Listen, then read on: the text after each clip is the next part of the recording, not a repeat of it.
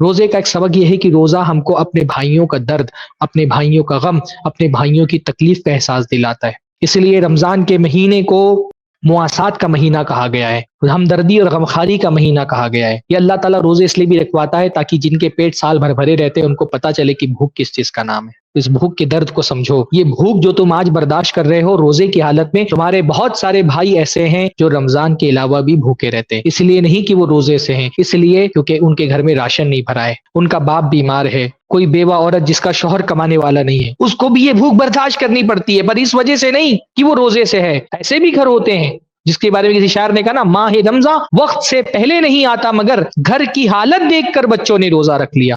ایسے بھی لوگ ہوتے ہیں جن کے ہاں فاقہ کشی اور بھوک صرف عبادت کی وجہ سے نہیں ہوتی، عدمی استطاعت کی وجہ سے ہوتی ہے، ان کے پاس پیسہ نہیں ہے، پیسہ کما کر کے پیٹ نہیں بھر سکتے۔ ایسے لوگ بھی دنیا میں موجود ہیں۔ ہم بہت خوشحالوں کے بیچ میں رہتے ہیں، ہم کو پتہ نہیں چلتا، پر دنیا میں ایسے لوگ بھی موجود ہیں۔ ابھی دیکھیے 2-3 سال پرانی ایک مدھیہ پردیش کی رپورٹ تھی، ایک مسلمان عورت بھوک کی وجہ سے مر گئی، اس کے پاس کھانے کے لیے کھانا نہیں تھا۔ کتنے افسوس کی بات ہے، ہم وہ لوگ جن کی کروڑوں کی زکات نکلتی ہے، ہماری قوم کی ایک عورت بھوک کی وجہ سے مر گئی۔ ایسے لوگ دنیا میں موجود ہیں۔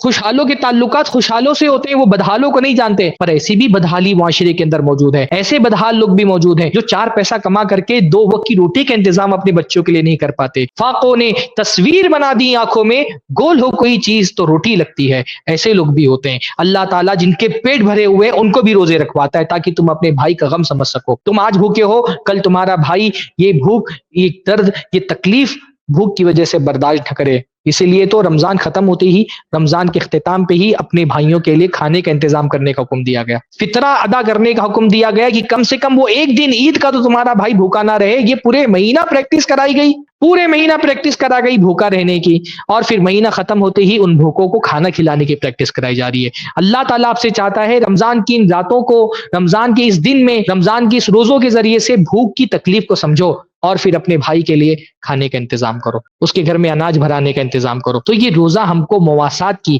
اپنے بھائیوں کے ساتھ ہمدردی کرنے کی، ان کا غم، ان کی تکلیف سمجھنے کی روزہ ہم کو تربیت کرتا ہے، ہم کو سبق سکھاتا ہے۔ تو یہ روزہ ہم کو ایمان سکھاتا ہے، روزہ سکھاتا ہے کہ اللہ ہم کو دیکھ رہا ہے، روزہ ہم کو سکھاتا ہے کہ ہم کتنے فقیر اور محتاج ہیں، روزہ ہم کو شکر سکھاتا ہے، روزہ ہم کو صبر سکھاتا ہے، روزہ ہم کو اپنے بھائیوں کی ہمدردی سکھاتا ہے۔ اگر یہ سب کچھ سیکھ لیا آپ نے رمضان کے اس بابرکت مہینے میں تو انشاءاللہ تعالی آپ کا رمضان کامیاب ہے۔